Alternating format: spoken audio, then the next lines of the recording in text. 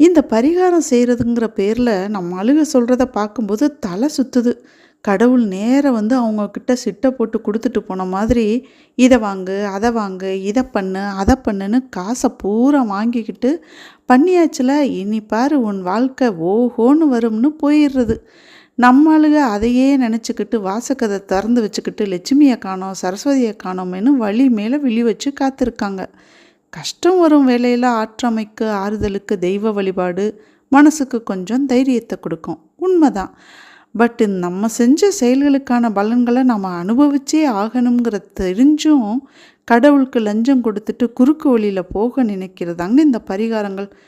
இப்போ உள்ள பரிகாரத்தில் அன்னதானம் உடைதானம்னு கொஞ்சம் சேர்த்து இருக்கிறது நல்லாயிருக்கு. ஃப்ரெண்ட்ஸ், இன்னைக்கு லஞ்சுக்கு பருப்பு உருண்டை குழம்பு, அவரைக்காய் சொரக்காய் போட்டு பொரியல், முட்டை, சாதம், தயிர் எல்லாம் ரெடி ஆயிடுச்சு.